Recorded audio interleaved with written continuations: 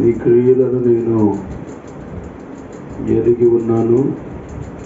నీకున్న శక్తి కొంచెమే ఉండినను నీవు నా వాక్యమును గైకొని నా నామము ఎరుగలేదు. ఇదిగో తలుపుని ఎదుట తీసి ఉన్నాను, దాన్ని ఎవడును వెయ్యనేరడు.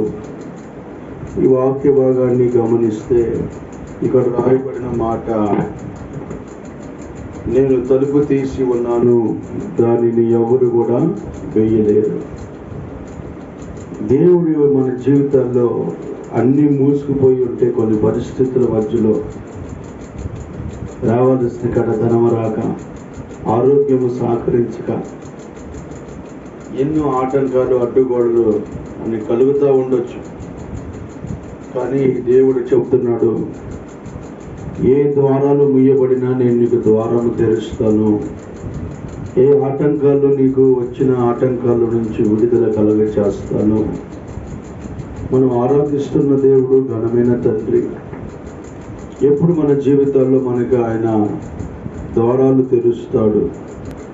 దావీదుకు తాళపు చెవి కలిగి ఎవడును వెయ్యలేకుండా తీయవాడును, ఎవడును తీయలేకుండా వెయ్యవాడును అని అక్కడ రాయబడింది. అంటే ఒక అధికారాన్ని దేవుడు మనకి ఇచ్చినప్పుడు అధికారాన్ని మనం కాపాడుకోవాలి.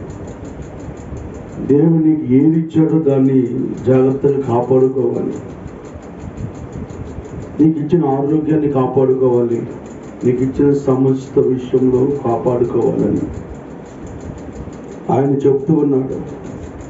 మనము చేసే ప్రతి పని దేవుడు గమనించి మనము ఆయన పని చేస్తున్నాము అని, ఆయనకి మనం ప్రార్థన చేస్తున్నామని, ఆయన్ని మనం కనపరుస్తున్నామని, ఆయన్ని మనం స్తుతిస్తున్నామని దేవుడికి తెలియాలి. మనుషులకి తెలిసేలా కాకుండా దేవుడికి తెలిసేలాగా మనము చేయగలిగితే ఆయన మన ఎదుట ఉన్న ద్వారాలు తెరుస్తారంట. ఎన్నో సంవత్సరాలు పోతున్నాను అంటారు కొంతమంది. అన్ని సంవత్సరాల నుంచి ఉన్నా నీకు ఆ వ్యాధి నుండి నిర్మూలన చేస్తారు. అప్పుల్లో ఉన్న అప్పుల ఊపిరి నుంచి విడుదల కలగ చేస్తారు. ఆయన తెరిచాడు ద్వారం, దానిని ఎవరు మూయలేరు. నీ విషయంలో దేవుడు ద్వారం తెరవాలని చూస్తున్నాడు, కానీ నువ్వు దేవుడికి కనిపించాలి. నీ కష్టము, నీ ప్రయాసం ఖచ్చితంగా అప్పుడు నీ ఎదుట